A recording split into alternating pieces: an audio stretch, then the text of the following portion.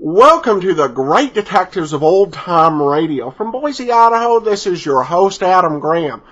Got a comment? Email it to me, box13@greatdetectives.net, and you can always follow us over on Twitter at Radio Detectives. Before we get into today's show, I do want to remind you about Audible. If you like The Thin Man, you may enjoy The Thin Man book. It's available as an audiobook from Audible, and you can actually get it free when you try Audible out for 14 days. You get a free audiobook, and you get to experience the benefits of the Audible service, which allows you to sample from classics and bestsellers alike. Go to audiblepodcast.com/oldtimeradio. Well, before we say farewell to Les Damon after this show, I should mention a little bit about him.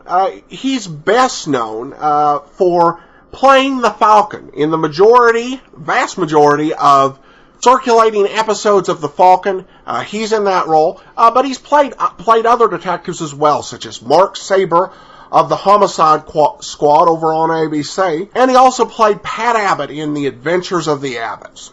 Anyway, let's get into today's episode of The Adventures of the Thin Man, this one from 1943 on CBS. It's The Wandering Corpse.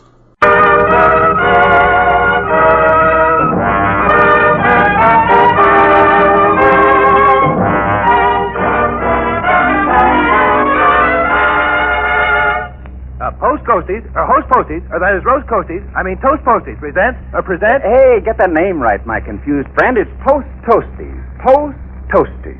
Crisp, delicious Post Toasties present The Adventures of the Thin Man, starring Claudia Morgan and Les Damon. A basic 7 food with whole grain nourishment. Post Toasties.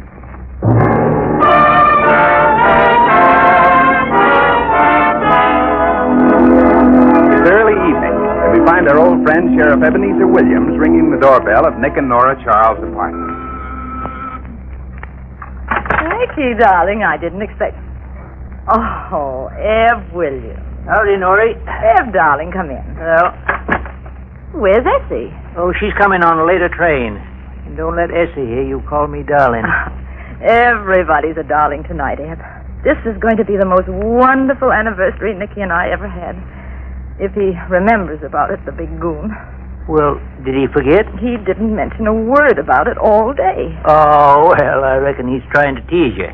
You look lovely, Eb. Yeah, I got on my best bib and tucker. I saved these clothes for funerals and weddings. You look mighty spruce yourself, Nori. Do you really think so, Eb? I got this evening gown especially for tonight. Yeah? Do you like it? You seem to fill it out fine. Oh, that must be Nicky now. Eb, don't you remind him that this is our anniversary. I want to see if he forgot. What'll you do if he has? Well, I can't make up my mind. Shall I blow his brains out or slit his throat? Oh, slit his throat. Because if you try to blow his brains out, you might miss the target. It being so small, you know. Nicky, darling. Hello, baby. Didn't you forget something, dear? No, darling. Here's a half-pound of butter you asked me to bring home. Oh. When I promised the grocer I'd marry his daughter, he let me have it. Oh, hello, Eb. Howdy, Nick. Oh, awfully nice to see you again. What brought you to town? Steam cars? Oh, I thought there was something up. Well, there is. What? Oh, I come in to see a fellow's throat slit. Oh, whose? Friend of mine. Oh. Well, Nora and I haven't seen an interesting throat slitting in a long time. Can we come along? Yes, be glad to have you. Say, Nora, what are you all dressed up for? And Eb, you're all dolled up, too. Why? For the funeral of the fellow that's going to get his throat slit. Oh, well, I guess I better change. I'll see you in a minute. Oh, Eb, he completely forgot. Oh, I don't think so. See if that package really has got butter into it. Oh, I didn't think of that.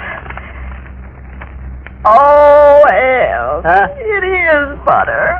Well, what you crying for? but I has its points. Oh, that big goon. He'll see if I'll ever marry him again. Oh, why do I love a husband I hate so much? Oh, just a minute. Oh, Mrs. Charles? Yes. I'm Mr. Squiller of Squiller Incorporated. Flowers for the dead, dying, and married. Where shall I put this? Oh, the flowers. Oh, over there. Very well. Do you have a cold? No, I'm allergic to blossoms. Miss Charles. Yes. May I extend my deepest and heartfelt condolences on this occasion? Oh, well, thank you. What did you say? I saw you crying when I came in.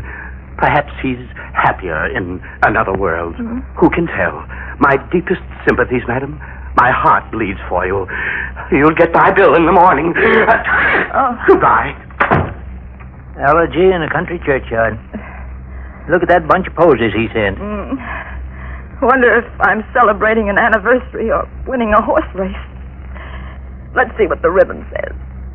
Oh! Darling, how do you like the flowers? Aren't they lovely? Beautiful, dear. I'm just mad about the inscription. Rest in peace. Huh? So appropriate for an anniversary. What are you talking about? That there ribbon, Nick. Couldn't they get you one that said success? Here, let me see.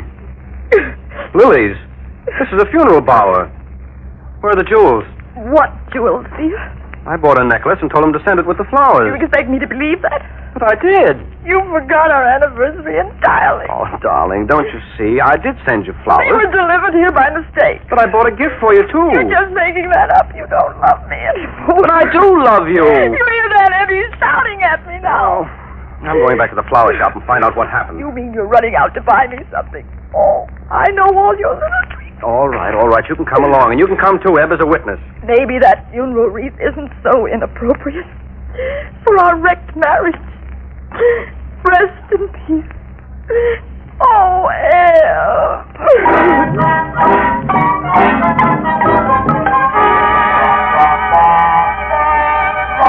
Oh, please, don't scream at me so. I can't bear it, Mr. Childs. It drives me mad. Gesundheit. Oh, look, Mr. Squiller, all I want to know is who got the necklace I left with you. If he left any necklace. Which I'm beginning to doubt. Don't confuse me so, please. I'm suffering acutely from allergies.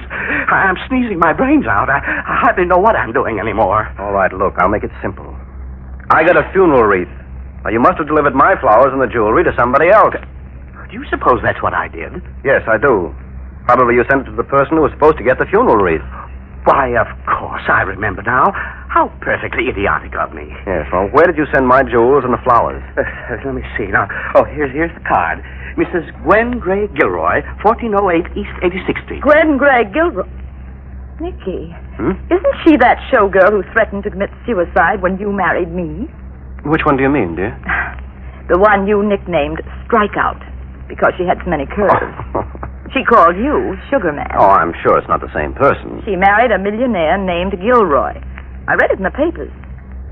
Nick, have you been sending her flowers and jewelry? Oh, look, what am I getting into here? Nora, this is just a simple mix-up.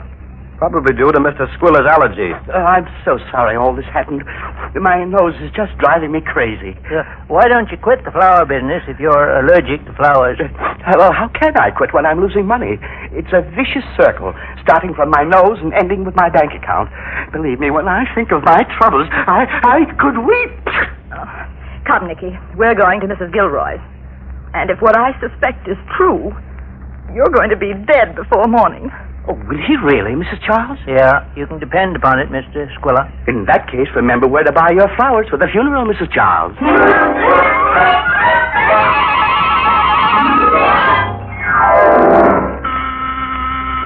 Just a moment. Why, Sugar Man. Oh, strike out. So, it is her. Sugar Man, you found out about poor Virgil dying and you came back to me. No, not exactly strike out. This is my wife, Nora. Oh, how do you do? Not as well as you seem to be doing. And this is my friend, Sheriff Ebenezer Williams. Howdy, Strikeout. Does that coffin contain the remains of your late spouse? Yes. Now, look, Gwen. There's been a kind of mix-up. Did Mr. Squiller deliver some flowers to you Yes, Nicky, they're at the head of the casket. Why? Was there a package with them? I don't know. I wasn't here when they arrived. Let's take a look, Nick. Maybe it's with the flowers. Yes, come on. How did he work out as a husband, Nora? Not badly. Don't seem to be here, Nick. I'll open the casket, Eb. Maybe that idiotic florist put it in there. Maybe he was playing treasure hunter. Hey, look! The casket's empty. Godfrey, nobody home. What are you talking about? Strike out, your husband's body isn't here. The casket's empty. Virgil gone? Say, that jerk can't do this to me.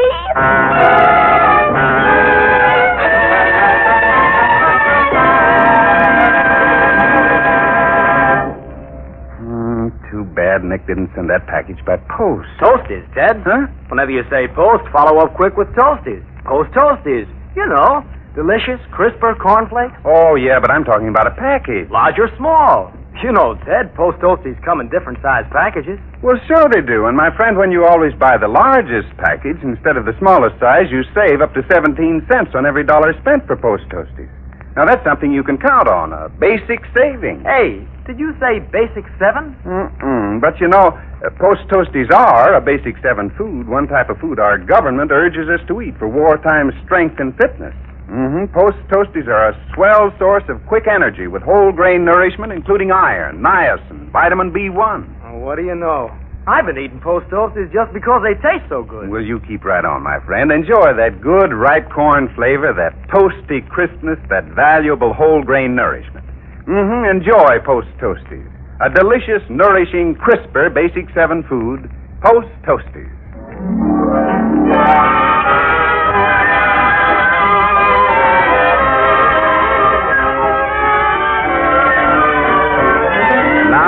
Back to tonight's adventure of the Thin Man. Mrs. Gwen Gray Gilroy, known to Nick and Nora as Strikeout, has just found that her husband's body is not in the coffin. We heard her say, Virgil gone? Say, that jerk can't do this to me. Maybe he stole the necklace and beat it. He couldn't. He was dead. Are you sure of that, Gwen? Sure, certainly. I saw him croak with my own eyes. Well, somebody stole that necklace. Somebody stole my husband's body. I reckon there's a crook around here, by Godfrey. Well, come on, Eb. We're going to turn this place inside out. I'm sure it's... Say, here's the body. Where? Behind the sofa. You must have misplaced it, Strikeout. Well, how did it get there? I reckon he was just hiding to scare us. Say, Strikeout, is that a picture of the deceased? Yes. And he didn't die of disease. Heart attack, the doctor said. Looky, Nick. That there ain't a picture of the corpse. Let me see. Oh. Gwen, is that Virgil? No, it's somebody else. Where'd you get him, Gwen? I don't know. Oh, this is awful. Hey, wait a minute. I found something here. What is it, Nick? Another cadavra? No. It's a bill from the Luxury Deluxe Hotel in this fellow's pocket. It's $1.25 for a week's board. Reasonable. Yes. This hotel's down on the Bowery. Sugar man, won't you find poor Virgil's body for me? The funeral's all arranged, and I have a lovely black dress already. Never mind about that body, Nick. You'd better find that necklace, if there was one stolen. Nick, do you think the same crook that stole the body stole the necklace? You've got something there, Ed. We're going to the Luxury Deluxe Hotel right now. Oh, this is awful. This is terrible. No. Don't take it too hard, Strikeout. Your husband had to go sometime. That's not why I'm crying. Suppose Virgil is alive. I won't collect a penny. Oh, he's just got to be dead.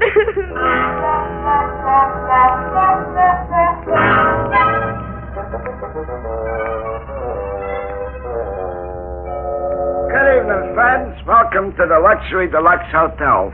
No opium smoking and no murder allowed. Oh, a respectable joint. I thought we was coming to one of these here low dives. Awful disappointing.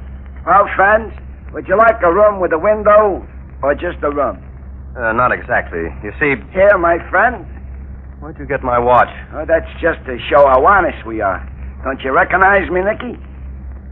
Oh, Dippy Danny, the pickpocket.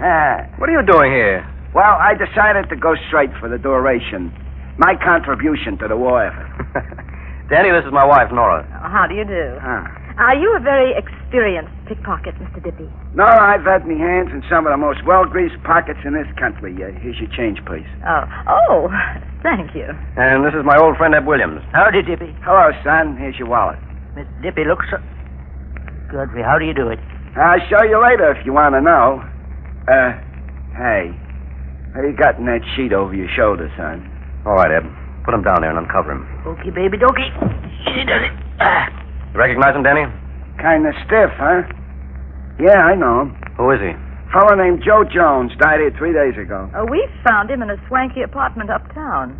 How'd he get there? Well, it's kind of a queer story. A dame come in and wanted a dead body. What? Yeah. She wanted to rent one. I told her I had one, so I rented them to her for $2. Is renting bodies part of your regular line of business here? No, but I don't mind picking up a little spare change now and then. A fella needs it, you know, what with taxes. Yeah, sure. What else do you know about this woman? Well, she rented a room here. It's right down the hall. You want to see it? Yes, I certainly do. What's her name? Mrs. John Smith, she says. You think she was lying, Nick? What does she look like? I couldn't see. She was wearing a black veil. Here's the room. Oh, it looks like an ideal honeymoon suite for a couple of zombies. Oh, look, Nick. Well, say, what do you know? That's the body of Strikeout's husband. Yes, and he's been struck out, all right. But good. Here, look at the eyes, Ed. He's been poisoned. Murdered, by Godfrey. I knew it. Can't we ever have an anniversary without a murder? Nora, you and Eb go home. There's some checking up I want to do. I'll be there in an hour. All right, Nick. I'll be glad to get out of this terrible place. Wait a minute. Did you say he was poisoned, Nick? Yes, Danny, why? He should have known better. It's against the rules of the hotel.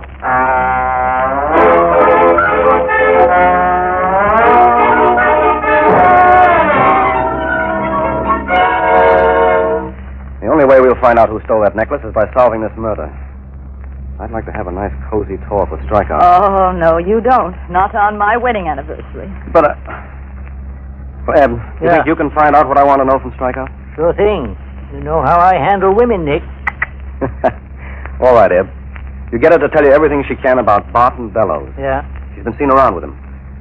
Find out if she's got a black veil, and find out just what happened when her husband died. All right, I'll go right now. And be careful, Eb. Strikeout can be dangerous when she's cornered. I'll keep her away from corners, then. See you later, Nick. Bye. Who are you calling, Nick? Barton Bellows, maybe. Hello, Mr. Bellows' residence. Oh, are you Mr. Bellows' maid? Yeah? Are you happy working for Mr. Bellows? Well, I don't know. Why? Well, my name's Nick Charles. Maybe I can offer you a better job. Do you like it there? Well, Mr. Bellows ain't married, so we don't have a wife who'll let me wear a fur coat like in the last job I had. Oh, well, my wife would let you wear hers. Can I speak to your wife? Why, sure. Nora, get her to quit her job right now. Not only is it necessary, but we can also get a maid. Oh. Hello? Your husband says I can wear your fur coat if I wait for you. Well, of course. What kind of a coat have you got? Persian lamb. Oh, Persian lamb. I can get lots of jobs with a Persian lamb coat. Oh, but I also have a mink coat. Oh, mink? That's more like it. How much will you pay? Well, how much do you get? $30 a week. I'll give you 40. 2 nights off a week, and can I use the telephone when I want? Yes. Also, can I have my boyfriend in Saturday night? Yes, of course. That's the kind of a job I want. Then you must quit right now and come over here. The address is 409 Park Drive. Okay, I'll be there right away. I hope you don't think it's odd, my stealing you from Mr. Bellows over the phone this way. Oh, no. That's how he got me. It's wonderful being a maid these days, Mrs. Charles. Goodbye. Goodbye. Well, we've got a maid. So now what? So now, Nora, you're going to find out a few things about Barton Bellows for me. You are going to be a Swedish maid applying for a job. Oh, you mean a vain girl who scrubs clean like anything by Jumpen Jiminy?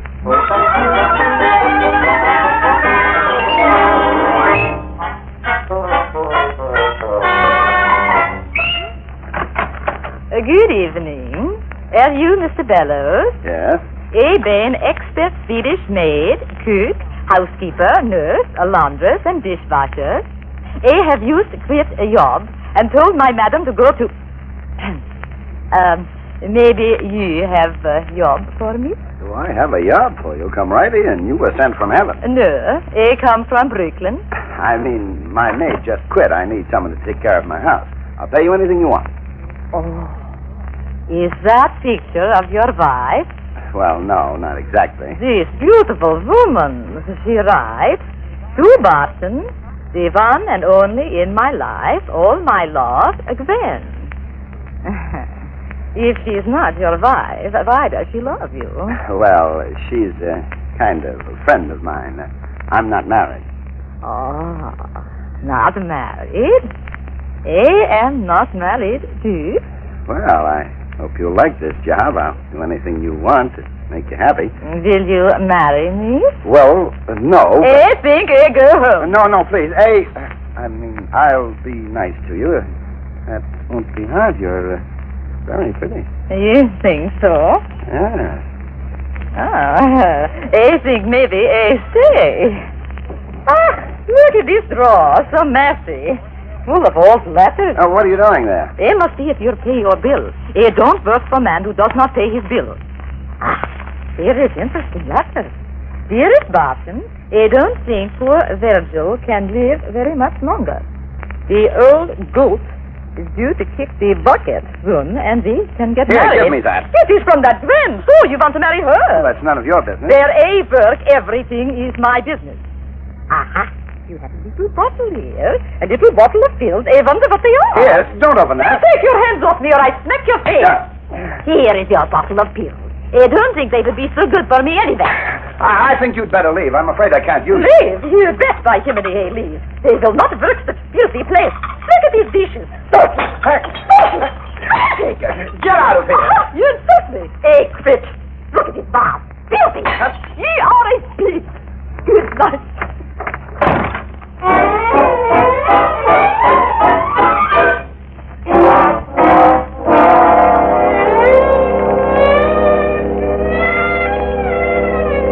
But, Eddie, are you sure he was poisoned? Yeah. Now, you better tell me all you know about it, Strikeout.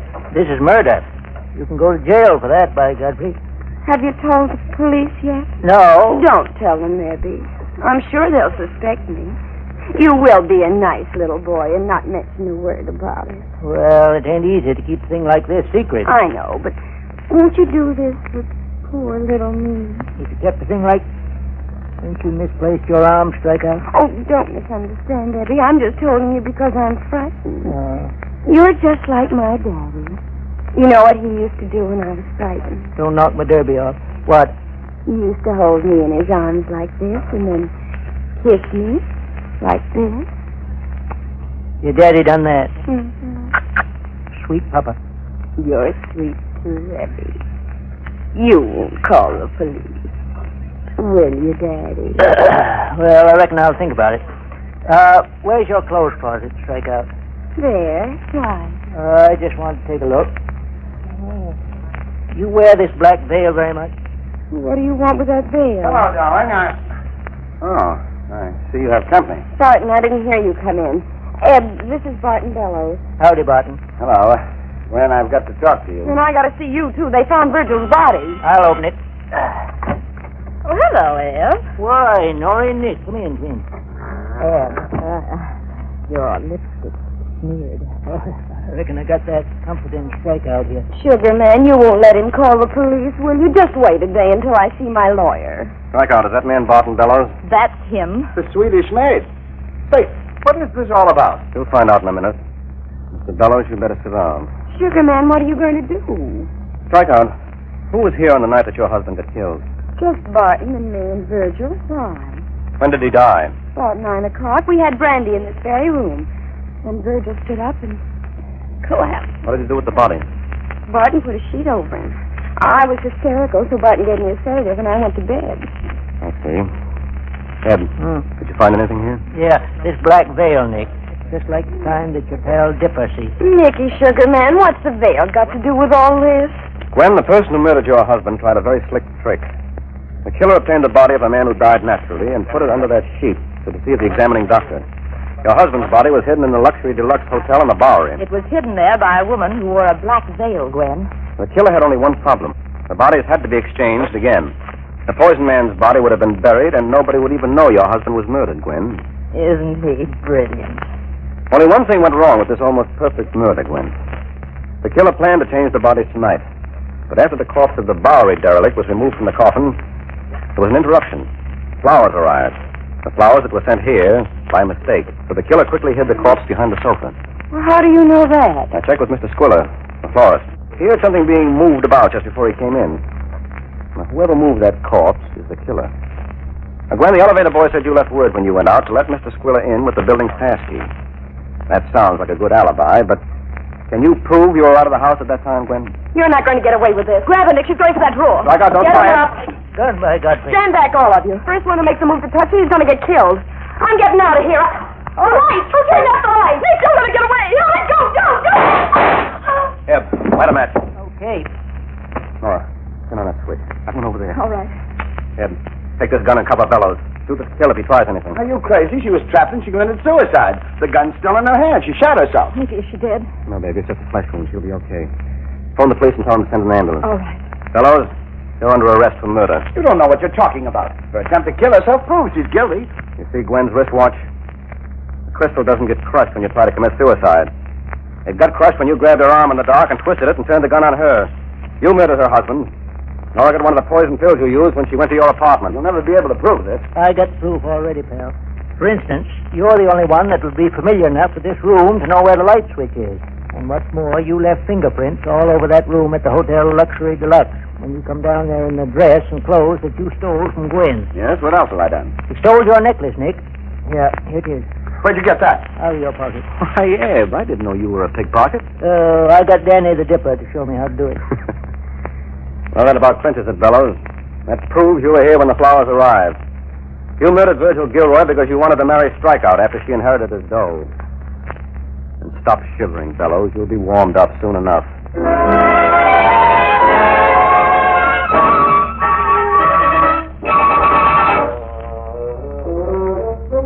Will you pull the covers up, darling? It's getting chilly. Okay.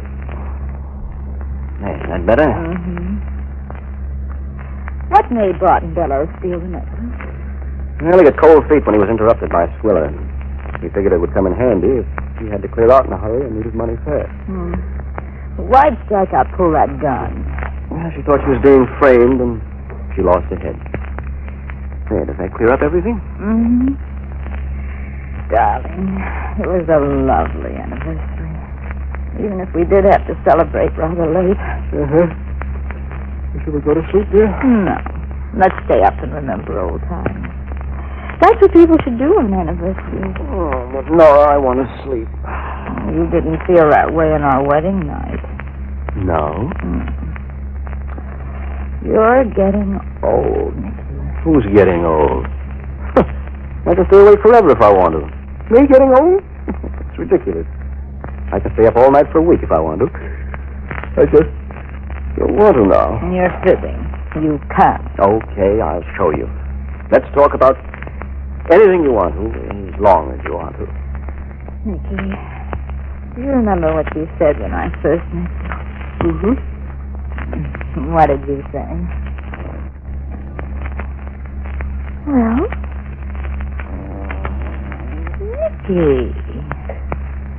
Nicky, are you sleeping? Silly goose. Good night, Nicky, darling.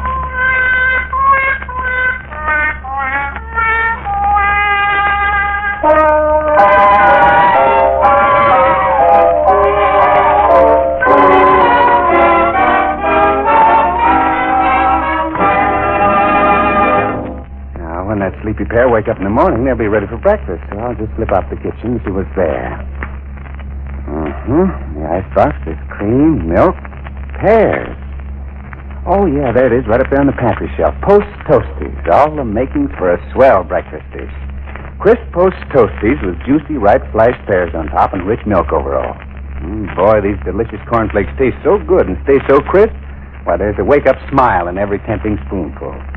Yes, and Post Toasties are a swell source of quick food energy and valuable nourishment. Whole grain nourishment, including iron, niacin, vitamin B1.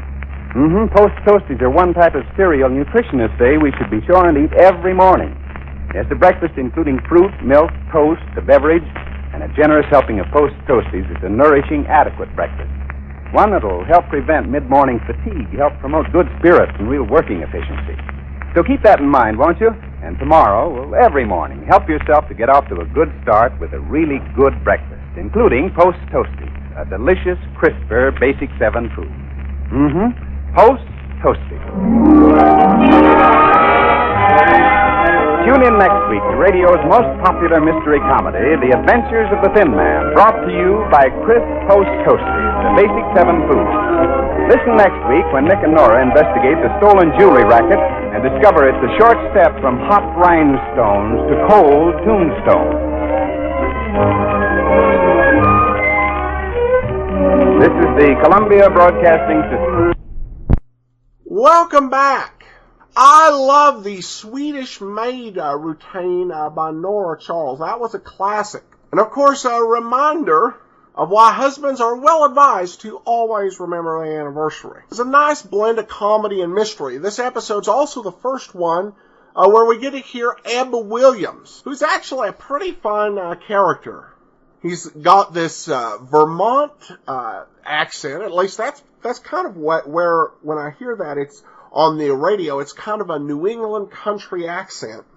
I don't know who plays him. It does sound a little bit like Joseph Kearns. We'll see if we learn later on during the series. We have a comment on Facebook from Zant, who writes in, really like the Father Brown series. Too bad there were only 2.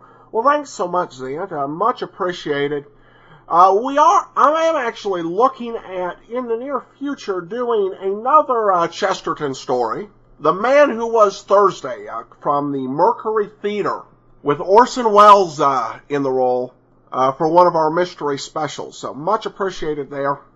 We'll be back tomorrow with The Amazing Nero Wolfe. Send your comments to box13 at greatdetectives.net. Become one of our friends over on Facebook, facebook.greatdetectives.net. And follow us over on Twitter at Radio Detectives. From Boise, Idaho, though, this is your host, Adam Graham, signing off.